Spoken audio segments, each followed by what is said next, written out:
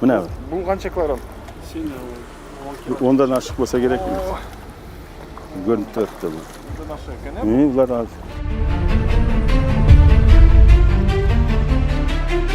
Satsak kilogramın где-то 30-35 ming so'mdan sotib atamiz. Tiyaqda olsa $1000 chiqib atadi. Rossiyada, Qozog'istonda, O'zbekistonda da o'shanday bahsi.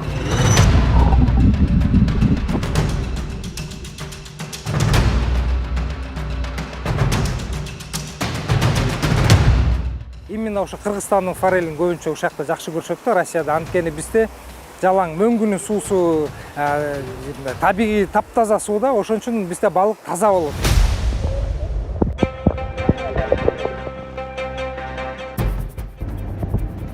Кыргызстанда биз балык жеп көнгөн эмеспиз. Эт жеп жүргөнбүз. Ошол убактан биз баарыга үйрөтүп балык жегенге ошого келдик.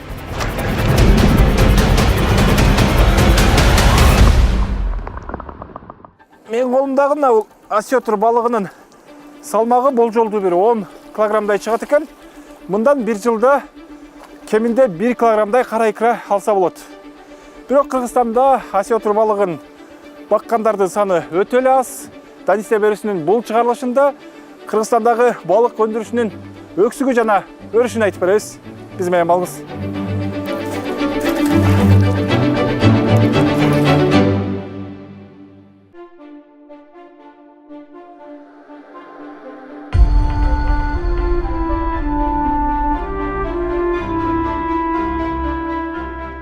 Bu emesi, erkegi görünüp turат bunun emetigi. Эркек ургачтын артынан билесиз. Анын эмеси bilen. Мына жеринде ак, мына карасаларыңыз детигинде көрүп турат. Ак эме кум басканга чыгып турат да, ушундай. Ошолор болсо тиги, анан тиги эмеден кармачы бир эмеден. Бишкектин күнчыгышындагы бул көлмөдө осетр балыгы өстүрүлөт. Чарбада белуга. Урус осетрүндө балыктын бир нече түрү бар. Мына булар болсо русский осетр. Булар болсо булардын эң кымбат эмеси да, икрасы эң кымбат. Ошон үчүн буларды өстүрүп атабыз. Бул русский осетр деген эме жакта көп болот, эме Россия жакта, Каспияда. Каспийда аябай көп. Бул Каспиянын балыгы да. Ошо жакта болсо илгери болсо 90% кара икраны болсо тиги дүйнө боюнча ошол жерден алынган. Анан тиги браконьерлердин бүт баарын союзда алгандан кийин бүт баарын жоготушту. Азыр биз өзүбүз өстүрүп атабыз. Бул жакта эч качан мындай русский осетр болгон жок.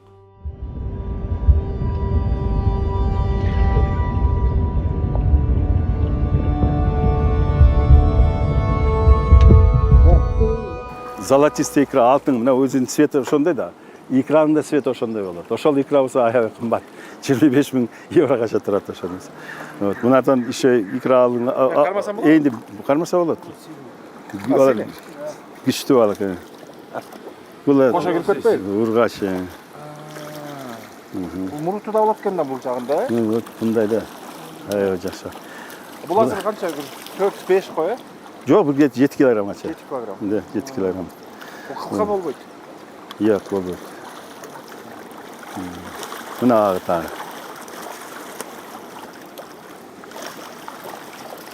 Мына кандай? Кече как раз эмелер келишти, аристтер көрүп кетпеди, ак балыктардан. Булар башкарагы. Атигиси башкача. Бул русский осетр менен эме, ленский осетр. Бул болсо эме башка балык менен эме. Гибрид дейт да алар. Вот ошол бул балыктар ошондой. Негизи канчага чейин болот эмеси килограмм? Аларда чоңойт ол, где-то 15, 20, 30 килограммга спокойно чоңой берет. Булар жаш да буларга. Канча килограммга чейин чыккандан сиздер эмеге бересиздер? Сатка чыгарасыздар? Сатка где-то 2-2,5 килограммдан уже эмелердин эркектерин сатып жиберебиз. Ургачын калдырабыз. Ургачылар болсо чоңойтабыз да, где-то 30 килограммгача ошондон чоңойтуп, анан 10% от массы тела дейт го. 10% болсо, где-то 30 килограмм болсо 3 килограммга икра берет ол. Мына. Бул канча килограмм? Ondan ашык болсо керек. Көрүнүп турат бул. Ondan ашык экен, э? Булар аз. Бул эркекке окшойт бул дагы, э? Самка. Всё, самка бул. Эмесинен көрүнүп атат дейт, эмесинен. Икра чыга турган жайынан. Бұларын текшіріп шыққанда, мен өзім текшіргенмін да бұларды. Бұларды текшіреміз, икрасы бар жоқ деп, бұндай специальный еме бар. Өзінен, Тешік қылып, бұндай укол қылып, икрасын шығарып қараймыз, қайсы состояниеде деме. Специальный аппарат бар да. талап күчелеби? Күчеле.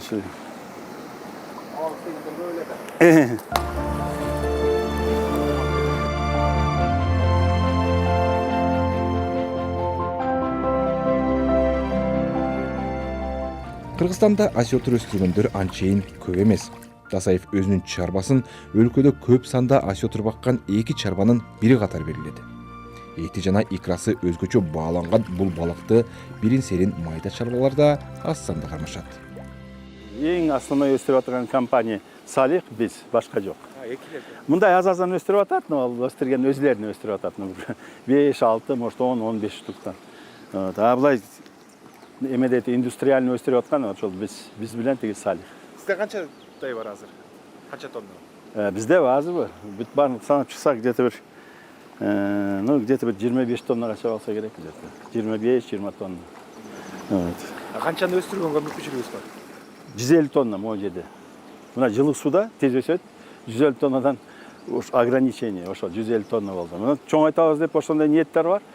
Анан тиякта эме жасап атабыз да бассейндар. Может быть, эң Кудай кааласа эмегече 200 тонна, 250 тоннага чоң айтабыз ошону. Качан барып калат? Ну, мен ойлоп атам, где-то 1-2 жылдан кийин ошондой көтөрөбүз. Чарбадагы балыктар көбүнесе экспортко чыгарылат. Кыргызстанда осетр менен кара икранын кардары аз дейт Дасаев. Осетр болсо, биз менен, например, Россияга быйыл болсо, Россияга почти 40 тонна балык саттык. 40 тонна, 2 машина кетти. Вот. Біз в основном эмеде Кыргызстанда сатабыз, Өзбекстанга кетет и Казакстанга да сатып атабыз. Ошол башка ишим.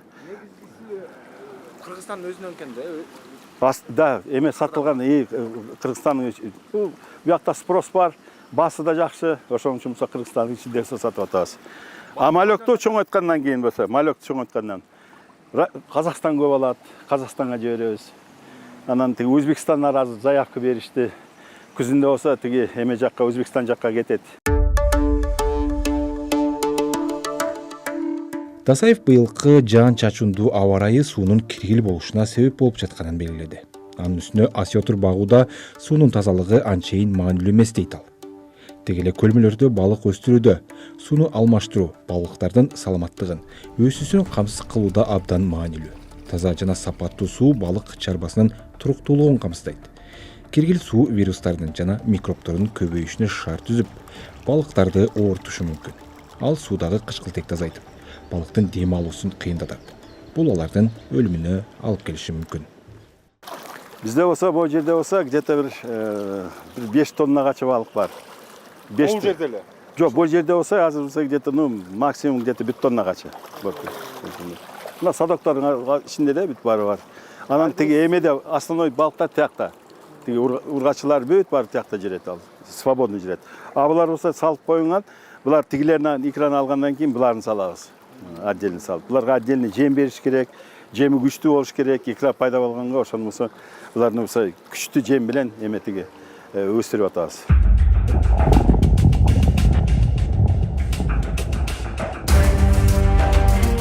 Чабак өстүрүү өтө майда жумуш. Талыкпаган эмгекти талап калат. Бул жерде азыр суунун температурасы 12 градус. Ошол 12 градус суда болсо, улар болсо 1 ай туруш керек. Ошо 1 ай тургандан кийин биз специальный уколдор жасап, эме кылып, уругун икрасын чыгарып, анан эркектердин эмесинен сүтүн алып, оплодотворение дейт, ошону кылып малек чыгарабыз. Малек чыгарып, аны болсо биз биякта өстүрүп, эме кылып, ошол биз тиги көлдөр бар, ошол көлдөргө салганга ошол жумуштарды болсо жасап атабыз.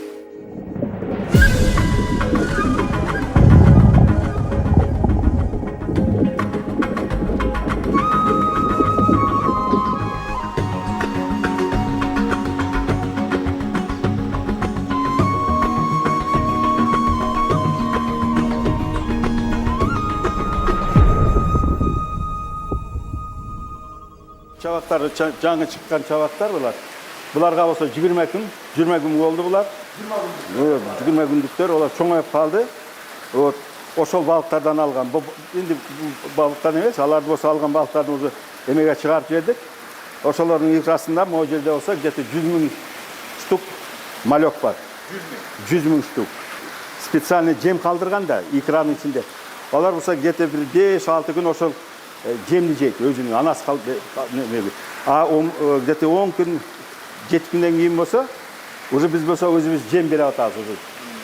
Жем болса түрі болуш керек да, живой дейт анысы.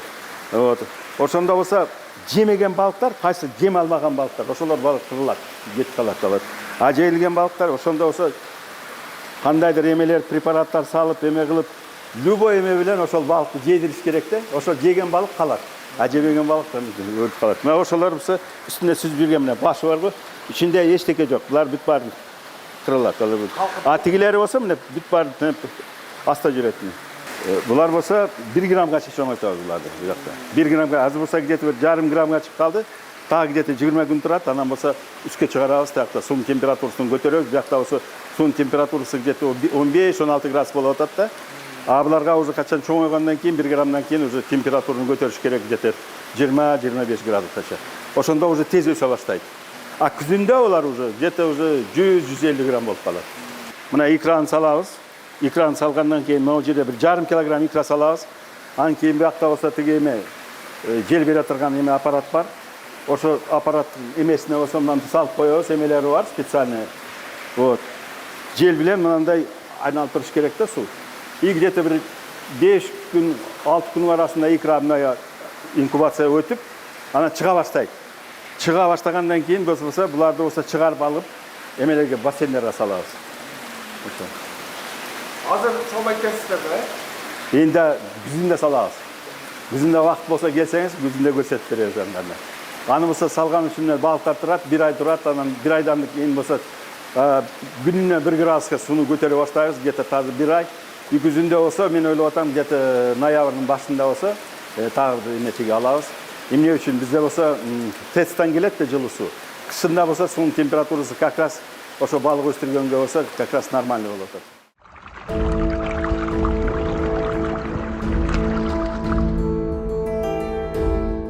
Дасаев балык чарбасынан өндүргөн кара икралар шыр эле сатылып кете бербейт. Ички рынокто болсо, азыр болсо талап эң көп болсо, где-то мен ойлоп атам, где-то 50 килограммгача сатса болот. Көп сата албайсың мүмкүн. Башка жайдан, Кытайдан алып келип келет. Кытайдын икрасы бар, алар арзаныраак. Алар Кытайдан алып келип сатат. Биздин икра эndi баштанып атат. Где-то биз канча болду? 2 жыл болду жасап атканыбызга. Буюрса болсо көбөйтөбүз го. Где-то 1-2 тоннагача көбөйтүп внутренний рынокто сатабыз, чет элге да сатабыз. Кымбатыраак да, кымбатыраак болуп атпайбы. Казактарга караганда биздин население немножко эметиги акчалары унча көп эмес. Но все равно уже потребление көтөрүлүп атат азыр. Адистер кара икрада түрдүү витаминдер жана пайдалуу минералдар көп экендигин белгилешет. Ал жүрөк кан тамыр ооруларын алдын алууга жана иммундук системасын жакшыртууга жардам берет деп айтышат. Ошондой эле нерв системасынын иштешин жакшыртат. Медицинада депрессия, аз кандуулук ооруларын айыктырууда кара икраны сунуштайт. Бирок ошол эле учурда кара икраны көп пайдалануу да зыян дейт Дасаев. Например, Россияда болсо икра кымбатыраак. Бизде болсо унча кымбат эмес. Биз сатсак где-то килограммын где-то 30-35 миң сомдон сатып атабыз. Тиякта болсо $1000 чыгып атат. Россияда, Казакстанда, Өзбекстанда да ошондой баасы кетти. Чоңураак. Поэтому адамга, особенно ковид пайтында болсо, икра жеген адамдардын иммунитети көтөрүлгөн, алар болсо ковид ауырганы жок. Поэтому анын действительно эмеси адамга болсо пайдалуу да.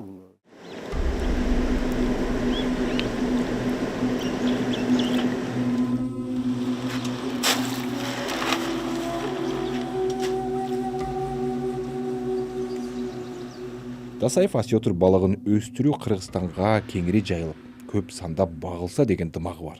Тактоолуну болсо, тиги эме осетр өстүрө турган бир эме бассейн ошондо болсо эме кылмакчыдык. Ошондо болсо где-то 5000 5000 тоннагача осетр өстүрсө болот.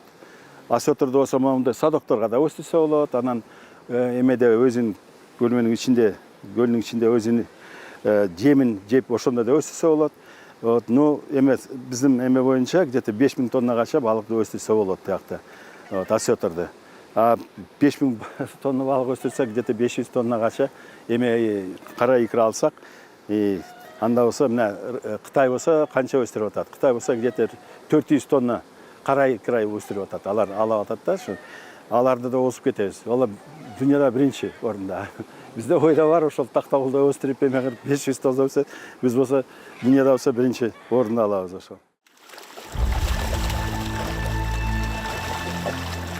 Тасаевдин балык өстүрүүдө тажрыйбасы мол. Андан осетр өстүрүп жатканына 30 жылдай болуптур.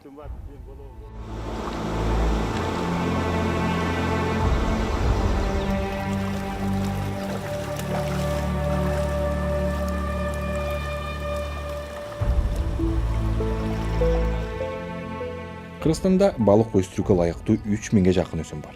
Өлкө боюнча 300дөй балык чарбасы расмий иш алып барат. Анын көбү Чүй облусунда жайгашкан.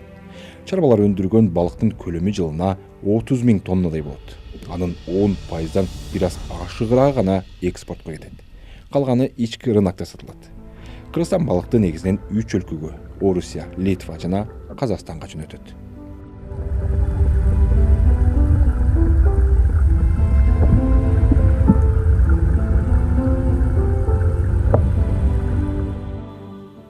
Бул Токмок шаарынын чет жакасында жайгашкан балык чарбасы. Ачылганына 10 жылдай болгон бул чарбада негизинен форель балыгы өстүрүлөт. Бул бизде хлорированный раствор, чтоб бияк негизи стерильная зона. Бияка киргенде обязательно бутту бияк хлорированный растворго малып, анан кийин колду чайкап, ак халатты кийебиз.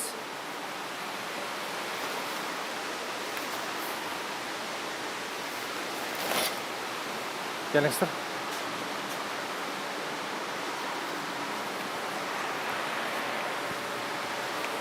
Эрежени сакташ керек экен да? Эреже обязательно сакташ керек. Бияк негизи чочунги адам кирбейт. Ошон үчүн ушундай санитарный эмелердин баарын сакташ керек да. Жүрүңүздөр жакайм. Биякта бизде малек граммовый американыкы. Абсолютно таптаза, бул сууну ичсек да болот. Артезиан таптаза эле. Жүрүңүздөр бияка. Ошентип чоңойгон сайын ушуларды бияка ар бир бассейнге бөлүп салабыз. Бияка бирдей болбойт да, примерно бирдей кылабыз. Анткени бияка келгенде бир партияда 800 миллион келет. Биякта азыр 3 партия отурат. Здесь примерно где-то 800-төн эсептегенде где-то 2,5 миллиондой малек бар да биякта. Бул жалаң американский стальноголовкалар. Анан чоңойгон сайын бияка батпай баштайт. Ошондон кичинеден суюлтуп ар бир эмелерге союп, өзүнүн нумерациясы бар ар бир бассейндин. Бизде журнал учета бар, приход, навеска, учет кормления бар. Ушулар баарын ар бир эмеде фиксировать этебиз. Кайсы бассейн канчадан жейт, убакыты бар, кайсы убакыт менен жейт ушунун баарын. Чоңоюп калгандар барбы арасында? Чоңоюп калганда бир аз чоң бар. Бул грамм плюс. Булар граммдар, булар грамм плюс. Мынакей уже чоңураак. Бизде еще янтарный форель бар мынакей. Бул башка. Бул башка вид да. Янтарный форельдик бул саргыч келет.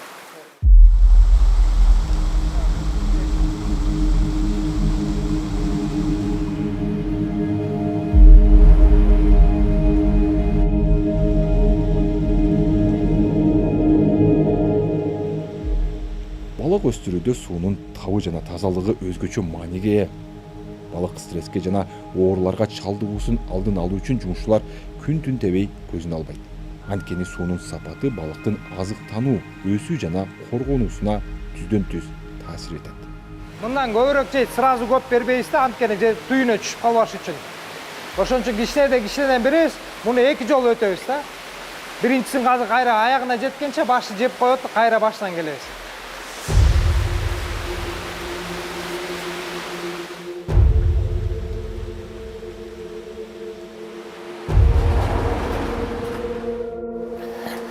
Жүрүңүздөр, эми бизде бияк жакта карантинный бассейн, именно бизде цехте малек чыккан, биздин бияка түшөт да, карантинный бассейнге. Бул жана 3 грамм болгондон кийин. 3 грамм болгондон кийин, бияктан уже 25 граммга жери бул биякта турат да, карантинный бассейнде. Биякта бул карантинный бассейндин маселеси негизги. Бул биякта адаптация болот. Речной суда бактериялар бар, өзүнүн микробтору бар. Тияк таптаза суу. Ошону биякка келгенде, биякта өзүнүн иммункасын көтөрүш керек. Ушуларга туруштук бериш керек да, ушул микробторго, суунун ичинде микроорганизмдерге туруштук бериш үчүн бияктан иммункасын көтөрөт. Ушактан жана көтөрө албай калгандар ооруйт. Ушактан адаптация деп коет да, ушул процесстичи, ушактан адаптация болуп, ушуга туруштук бергенден кийин, анан кийин уже чоңоюп, полноценно тамак жеп баштагандан кийин анан речкага түшөт да. Кандай оорулар? Оорулары негизи көп булардыкы. Жаберный фурункулез деген оорулары бар. Эми бизде ТТТ андай нерселер көп касаться кылган эмес да. Бизде только именно адаптационный эле оорулар да. Ошол иммункасын көтөрүш үчүн эле. Стресс болот обязательно во время морекил перекидка болгондо, пересадка болгондо, биякта пересчет болот обязательно. Ар бир карантинный бассейнге түшкөндө фиксироваться кылат граммаж, средний навескасын кылабыз, количествосы болот. Ошонун баарын бизде аппарат бар, атайын счетный аппарат. Ушу счетный аппараттан өтөт. Полный там погрешность на 10 тысяч один малек, да, погрешность. Ушундай точно санап берет.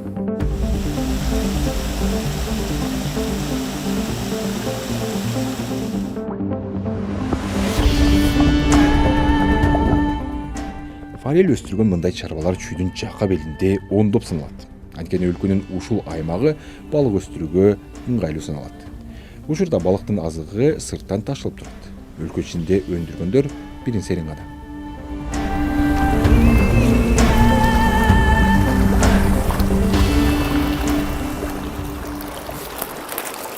Икрадан баштап Мына морекил 700 граммдык балыктар. Икрадан баштап морекиге жери 9 ай, 10 ай ошо размерге жери келет да.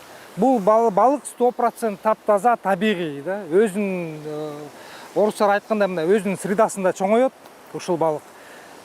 Чисто европейский корм менен икрадан баштап ушул балыкка жери ровно почти 9 ай, 10 ай болду ушул балыктарга. 700 граммга жетти. сатка даяр болдук да. Сатыкка даяр боло элек. Бизге сатыкка даяр болуш үчүн грамм плюс, кило плюс керек да. 1 кило 200, 1 кило 300. Ошондон кийин бул уже экспортко Россияга кетет. Именно ошо Кыргызстандын форелин көбүнчө ушакта жакшы көрүшөт да Россияда. Анткени бизде жалаң мөңгүнүн суусу табигый таптаза суу да, ошон үчүн бизде балык таза болот. Жыты жок, эти кыпкызыл, эти нык болот да. Ана даамы да башкача, өзгөчө, башка, например, компаниялар көп да, Турцияда, Арменияда, бирок алар жок, именно ошо Кыргызстандын форелин жакшы көрүшөт да. Ошого жараша, ушу талапты алар өстүрүп коет, ушу талапка биз соответствовать кылып, ушунун баарын өндүрүштүрөбүз да.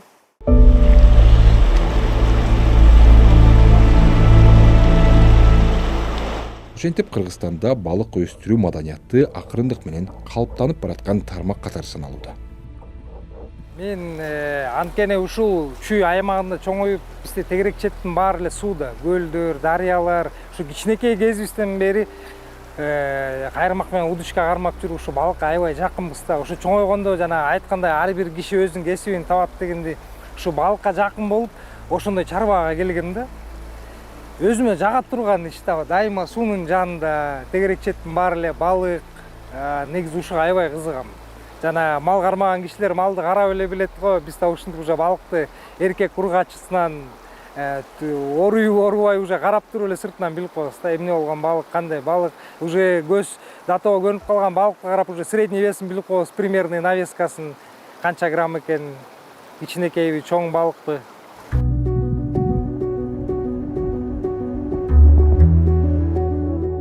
Адистер эрежеге ылайык бир киши жылына 10 килодой балык жеши керектигин белгилешет. Бул норма акырындык менен ишке ашып бараткандай. Башында жөн эле хобби болчу да. Кичине 2-3 миң балык алып кармаганбыз ошол. Анан көпөйүп сбыт жок болчу. Башында проблемалар ошо сбыт болгон. Внутренний сбыт. Кыргызстанда биз балык жеп көнгөн эмеспиз. Эт жеп жүргөнбүз. Ошол убактан биз баарга үйрөтүп балык жегенге ошого келдик. Азыр Кыргызстан боюнча чоң эле объем балык сатылып атат, внутренний рынок. Азыр мисалы даже наемный группалар өсүп атат биздечи. Мисалы, если бизде постоянно нанимать кылсак сотрудник какой-то определенный жумушка, он 3 күн иштейт, 20 күн иштете албайсың, жок жумуш. Наемный группалар өсүп калган, келет, 1 күнгө керек болсо 1 күнгө 15 адам, 20 адам келип иштеп кетет да. Выловка, сортировка, андай жумуштар опытный адам керек. Ошого, когда коллективно иштесең, бар жерде иштесе, балдарга да жумуш бар, бизге да жеңил болот. В любом случае, биз кайкада экспорт кылбасак да, внутренний рынок болбосо, ал жумуш болбойт. В любой момент, любой нерсе чачылып кетет.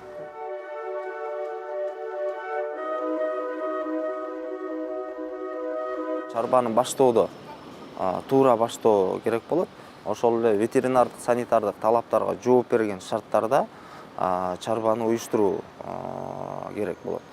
Бул ошол башка чарбалардын ортосундагы баягы буфердик зона деп коебуз. Ошол буфердик зонадагы аралыкты сактоодон баштап, балыкты багуудан жана аны тамактануудагы жем тоюттардын сапатына чейин дыкаттык менен көзөмөлгө алыш керек жана андан ары алып барыш керек болот. Ошондой эле өндүрүлгөн балыктын сапаттары азыкты, балык жана балык продукцияларын кайра иштетүүдөн, аларды сактоодон, транспортировка, логистика сыяктуу көптөгөн бир себептерден улам ошол сапаты аныкталат да.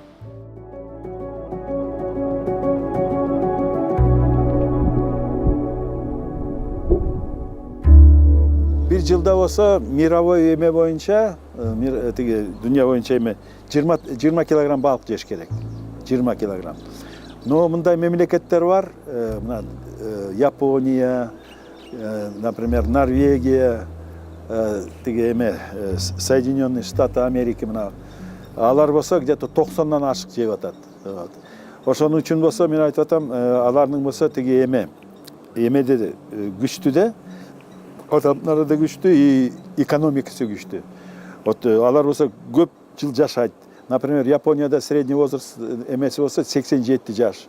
Биздеки 87-ге жеткен жок. Ошо пока где-то, наверное, мен ойлоп атам, где-то 67, где-то 68 жаш болсо керек. Эт билен да балыктын айырмасында мына этте болсо холестерин аябай көп болуп атат да. Холестерин деген мына кандын дамырларын качан тосуп коет, кан өтпөй калат. Ошондо болсо бизде болсо инфаркт, инсульт деген аурулар көп да.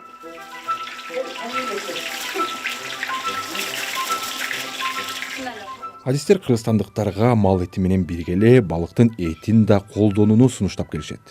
Алар соңку жылдардагы мал туягынын көбөйүшүнөн улам жайыттарга күч келип, такырайып баратканы менен байланыштырат. Мерлан Кадыров, Бектур Стамкулов, Азаттык.